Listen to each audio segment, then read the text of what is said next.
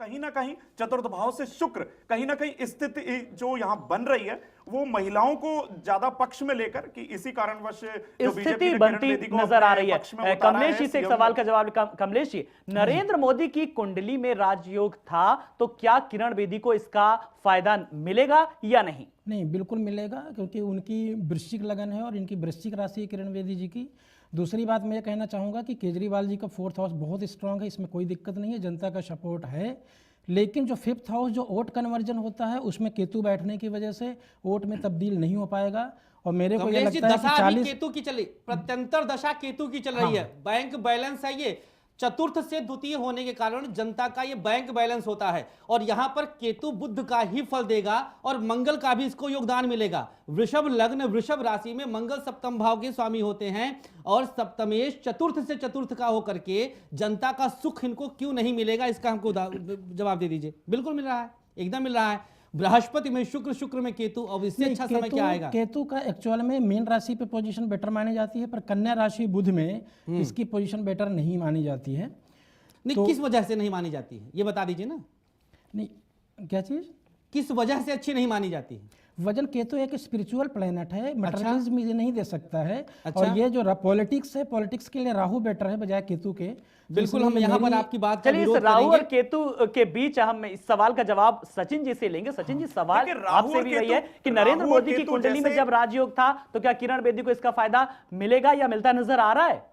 देखिए, मुझे लगता नहीं कि यहां पर बहुत ज्यादा किरण बेदी को फायदा होता हुआ नजर आ रहा है। बात करेंगे हम सारी अरविंद केजरीवाल जी की कुंडली पर, तो वृष लगन जो यहां पर बन जाता है और चौथा भाव में, जैसा कि इन्होंने मुझे बताया है कि पंचम भाव की स्थिति जो केतु को लेकर यहां पर ये बता रहे हैं, तो कहीं ना कहीं राहु केतु 180 डिग्री के एक्सेस पर ही होते हैं। यदि अगर केतु को स्ट्रॉन्ग करना है तो राहु को भी स्ट्रॉन्ग करना पड़ेगा। तो होता यह है कि कहीं ना कहीं मुझे ये स्थिति ऐसी नजर आती है कि जनता के पक्ष में ये जाते हुए नजर आ रहे हैं केजरीवाल जी।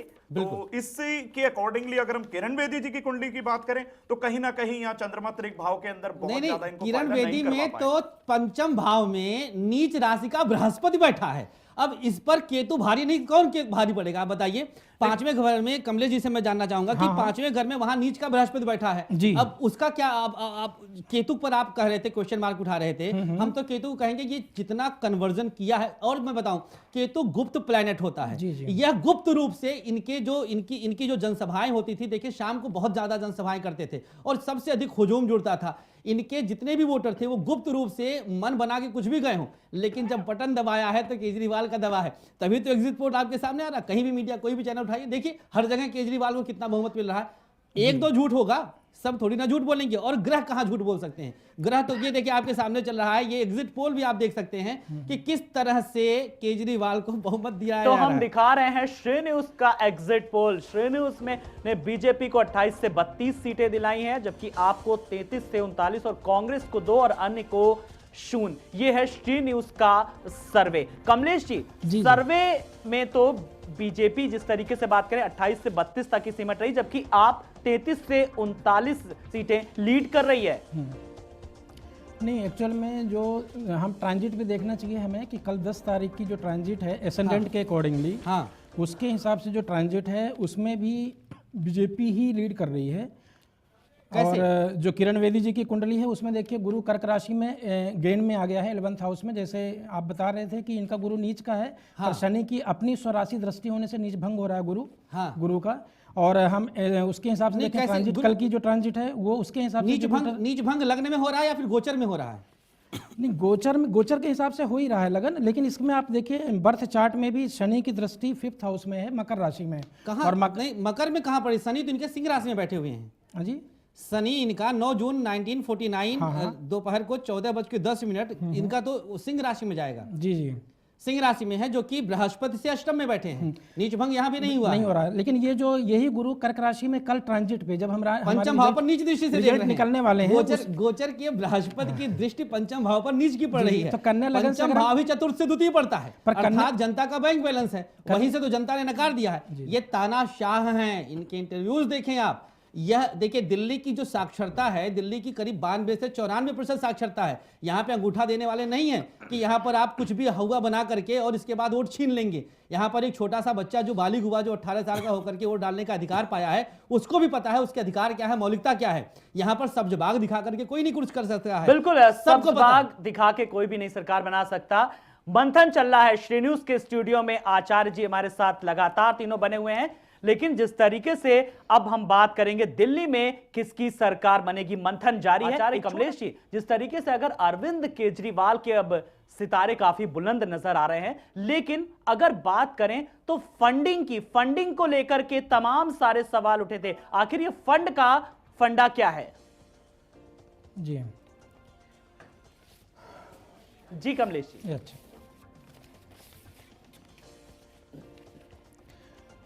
इनकी जो कुंडली अगर हम देखते हैं तो इनमें एक काल सर्प योग भी बना हुआ है, जो राहु केतु का काल सर्प योग है। इसी की वजह से इनके जो फंडिंग के मामले में जो कुछ कंट्रोवर्सी या स्ट्रगल इनका दिखता है और विवाद होते रहते हैं, ये वजह भी एक है जो काल सर्प योग बन रहा है।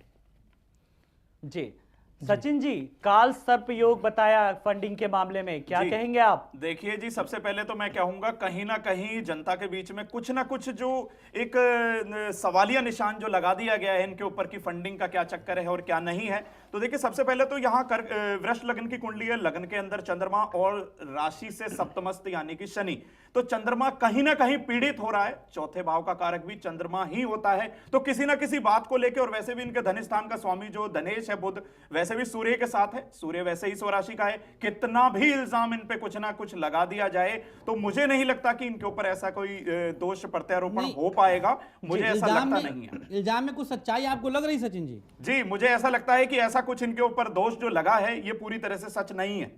यानी कि फंसेंगे लेकिन निकल आएंगे जैसे। जी, देखिए कहीं ना कहीं चतुर्थेश अपने ही बल, अपने ही। अब इसी सवाल का जवाब लेंगे संतोष जी से। बिल्कुल, देखिए सचिन भाई और कमलेश जी दोनों से हम यहाँ पे सहमत नहीं हैं।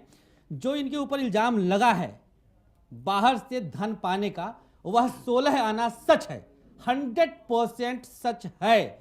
अगर यह जन्मांक सच है तो, अर्थात अगर ये 16 अगस्त 1968 23:46 का अरविंद केजरीवाल जी का जन्म हिसार का है, वृषभ लग्न वृषभ राशि।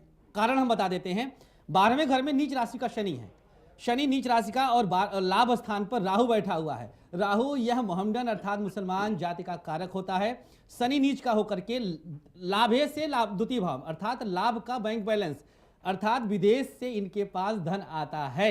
इसके पीछे पूरी तरह सच्चाई है, लेकिन सबके पास आता है। यह उस धन का उपयोग सद्कार्यों में करेंगे, जनता की भलाई के लिए करेंगे, जैसे इन्होंने अभी लेकिन वो धन तो सभी के पास आता है। कहीं ना कहीं फंडिंग तो बीजेपी के पास भी आती है और कांग्रेस के पास भी आती है। तो इस बात पे हम कैसे कह सकते हैं? जैसे इन्होंने कहा था कि 15 लाख कैमरे लगाएंगे हम पूरे दिल्ली में, अब इस बात की सच्चाई है भाई, कैमरे लगाने के लिए कहां से आएगा पैसा? कहीं ना कहीं तो आएगा। तो ठीक है, अगर बाहर से पैसा लाते हैं तो आलोक जी हम इसको भी सही मानते हैं कि हमारे भलाई के लिए आएगा पैसा, और क्या है। बाहर जो पैसा गया है एन के प्रकार गया है, इसके लिए बहुत दिनों से भाजपा वाले कह रहे हैं कि हम ले आएंगे, नहीं ला रहे हैं। तो कम से कम ये ला रहे हैं, किसी न किसी कारण से लगेगा। लेकिन तो अर्थात बात यहीं आ जाती है जनता की भलाई की, कि कहीं ना कहीं ये जनता की भलाई की ओर जाते हुए नजर आ रहे हैं। जी जी, चलिए हम सब भी तो यही चाहते हैं कि जनता की भलाई के लिए कोई भी आए जो प्रतिनिधित्व करे वो जनता की भलाई के लिए करे। सचिन जी, अगर केजरीवाल की सरकार बनी तो केंद्र से कैसा रहेगा रिश्ता, कांग्रेस का भविष्य कुछ कैसा दिख रहा है, ये तमाम सारे सवाल हैं। लेकिन पहला सवाल तो आपसे यही है कि अगर केजरीवाल की सरकार बनती तो केंद्र से कैसा रिश्ता? देखिए, केंद्र से रिश्ता मुझे नहीं लगता कि बहुत बढ़िया हो पाएगा। कहां वृष लगन और कहां वृश्चिक लगन, यहां तो इस बात से ये दोनों मेरे भाई सहमत होंगे ही कि चतुर्थ भाव का जो संबंध है वो चतुर्थेश चतुर्थ में है। यानी कि केजरीवाल की जो कुंडली है सूर्य अपनी ही राशि का है, तो कहीं ना कहीं ये अपनी बात को लेकर अड़ जाएंगे और जनता के फेवर में मुझे जाते हुए नजर आते हैं। जी, जनता के फेवर में। इसी सवाल का जवाब सचिन जी, अगर मैं जिन्होंने बताया, और संतोष जी अब आपसे अगर मैं इस सवाल का जवाब ली तो? बिल्कुल भैया, देखिए आलोक जी हम बता दें, यहाँ पर जो स्थिति है केजरीवाल जी की, अगर ये बनते हैं तो डर करके ही सही लेकिन केंद्र को मदद करना पड़ेगा। देखिए, वृश्चिक लग्न और वृषभ लग्न ये पति पत्नी का लग्न होता है, समसप्तक लग्न होता है। और जब पति पत्नी किसी तरह से कितना भी लड़ लें, लेकिन रहना तो एक ही कमरे में है, पति पत्नी में तलाक नहीं हो सकता है। तो चूंकि पूरी मीडिया का कवरेज जो होता है दिल्ली केंद्र में है, सारी मीडिया हाउसेज यहाँ पर आसपास में हैं, तो केंद्र को सौतेला व्यवहार चाह करके भी नहीं करना पड़ेगा, मजबूरी में ही सही केजरीवाल की हर बात को मानेंगे। जो पिछली स्थिति थी 2013 में जब ये मुख्यमंत्री बने थे, उस समय से बहुत इतर स्थिति रहेगी, कुछ ना कुछ मदद मिलेगी। संतोष जी, आपने उदाहरण बहुत अच्छा दिया, पति पत्नी का कितना भी लड़ ले लेकिन रहना एक साथ ही है। कमलेश जी, हाँ जी, आपकी गणना क्या कहती है इस मामले में कि केंद्र सरकार से कैसे रिश्ते रहेंगे अरविंद केजरीवाल के? नहीं, हमारी गणना के हिसाब से आम आदमी पार्टी को 31-32 सीटें मिल रही हैं, तो इसलिए सरकार नहीं बन रही है। पर अगर आप जैसे सवाल पूछ रहे हैं कि सरकार अगर इनकी बनती भी है जी, तो इनका जो केंद्र से रिश्ता है बहुत ही तनावपूर्ण रहेगा, टेंशन वाला रहेगा। उसका रीज़न यही है कि जिस हिसाब से इनका प्रशासन है और जिद्दीपन वाला रवैया है वो चल नहीं पाएगा। बेदी से ज़्यादा जिद्दीपन वाला रवैया है क्या? हाँ जी, किरण बेदी जी से ज़्यादा जिद्दी हैं ये? नहीं, किरण बेदी देखिए देखें कमलेश जी, जो जिद है वो दुनिया जानती है सामने है, और हम आप तो ग्रहों को जानने वाले हैं, तो हमें आपको तो पता है कि ग्रह की स्थिति क्या होती है। जी जी, जिद किस ग्रह से बनता है और किस वृषभ लग्न, वृषभ राशि वाले तो बहुत डाउन टू अर्थ होते हैं। इतना सौम्य ग्रह का लग्न, इतने सौम्य ग्रह की राशि का स्वामी चंद्रमा लग्नस्थ है, ये जिद अच्छे के लिए करते हैं भाई। पर सर ये टॉरस जो है एक अर्थ साइन होने की वजह से, अर्थ साइन भी है ना, तो रिजिडिटी तो देना ही है ना। वृष लगन जो होती है अर्थ साइन होती है, पृथ्वी तत्व है। अच्छा, तो उसका कहीं ना कहीं लगन का इम्पैक्ट तो पड़ना ही है। मतलब डाउन टू अर्थ रहेंगे ये? बिल्कुल, हाँ, डाउन टू अर्थ वही हम भी कह रहे हैं। चलिए संतोष जी, मुझे लग रहा है कि हम लोग किरण बेदी और अरविंद केजरीवाल के चक्कर में माकन की बात नहीं कर पा रहे। अजय, माकन को लेकर कोई करिश्मा हो सकता है क्या? मैं वही देख रहा हूँ कि आपने जो यहाँ हमारे पीछे बैकग्राउंड दिखाई दे रहा है, इसमें भी अजय माकन जी बहुत नीचे छोटे से दिखाई दे रहे हैं। देखिए अजय माकन जी की स्थिति इस समय कांग्रेस की जो चल रही है वो पूरी तरह से एकदम से शून्य पे है। मतलब अपवाद स्वरूप अगर 2-4 सीटें पाते हैं तो एक्सेप्शनल रहेगा, मतलब वो पहले से प्रिडिक्टेबल नहीं है कि हाँ 2-4 सीट भी पाएंगे, यही स्थिति है इनकी पूरी तरह से। आखिर इस स्थिति के लिए कौन सी परिस्थितियां जिम्मेदार हैं? सचिन जी, मैं इस सवाल का जवाब आपसे चाहूंगा। देखिए, जो जन्मांक यहां पर बन जाता है 12 जनवरी 1964, देखिए तो इसके आधार पर यहां सीधा सीधा नजर आ रहा है कि वृश्चिक राशि के अंदर चंद्रमा और गोचर में शनि, तो कहीं ना कहीं दशम के ऊपर, चतुर्थ भाव के ऊपर शनि की दशमश दृष्टि, तो कहीं ना कहीं जनता के बीच में इनकी स्थिति जो है वो बन नहीं पा रही है, क्योंकि कहीं ना कहीं गोचरवश जो चतुर्थ भाव का भी जो संबंध है यहां पर बहुत अच्छे से नहीं बन पाया है। तो कहीं ना कहीं ये बात आ जाती है कि जनता के बीच में अपना स्थान बनाना इनके लिए बहुत कठिन स्थिति बन गई है। 2-4 लोगों को मैं ये नहीं कहूंगा कि बिल्कुल सीटें नहीं निकाल पाएंगे, शून्य सीट रहेंगी, कहीं ना कहीं जिसके ग्रह कहीं ना कहीं बोल रहे हैं तो कुछ ना कुछ तो एक आधी सीट तो ये निकालने जो निकलेगी भी वो कांग्रेस नहीं निकालेगी, व्यक्ति विशेष निकाल सकता है। उसकी खास पर्टिकुलर ग्रहों की स्थिति क्षेत्रवाद के अनुसार, जैसे किसी खास क्षेत्र में इन्होंने बढ़त बना लिया या वहां पे सीट निकाल लिया, बहरहाल कांग्रेस नहीं निकाल रही है, व्यक्ति विशेष निकाल रहा है। व्यक्ति विशेष की ही बात हम यहां पर कह रहे हैं कि किसी ना किसी के ग्रह स्थिति कहीं ना कहीं मजबूत है और उसने हो सकता है कि वहां उस इलाके के अंदर जनता के अंदर कुछ कार्य किया हो, तो कहीं ना कहीं वो जनता का भाव मजबूत होने की वजह से ये बात इसी आधार पर कही जा रही है। कमलेश जी, अगर कांग्रेस माकन की जगह अरविंदर सिंह लवली को सीएम कैंडिडेट बनाती तो क्या कांग्रेस की ग्रह दिशा बदल सकती थी? नहीं, इससे भी और कम सीटें आती। अजय माकन जी की वजह से 4-5 सीटें मिल रही हैं इनको। अगर लवली जी होते तो कांग्रेस की जो कुंडली के अकॉर्डिंगली ग्रह समय सही नहीं चल रहा है तो बहुत ही कम होता। तो यानी कि संतोष जी, कांग्रेस की कुंडली में कोई ऐसे शनि मारे बैठा हुआ है कि चाहे अजय माकन उतरते या फिर तो आलोक भाई शनि तो निकालता है, ग्रह देता है। यहाँ पर कमलेश जी से मैं फिर विरोध करूंगा। अरविंदर लवली जी के आने पर बेदी के अर्थात भाजपा की कुछ सीटें कट जाती, अर्थात यहां पर थोड़ा सा पंजाबियों का विशेष रूप से वोट बैंक बढ़ता कटता और ये बेदी जी के खेमे में जाता, अर्थात भाजपा को इसका लाभ मिलता। केजरीवाल यहां पर फिर से एक बार जीतते, अर्थात यह रणनीति भी फेल होती।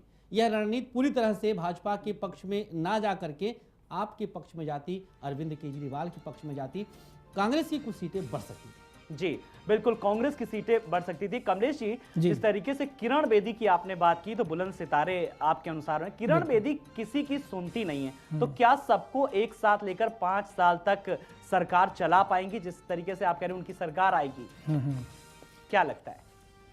नहीं, सरकार वो चला लेंगी क्योंकि उनका जो केंद्र सरकार का उनको पूरा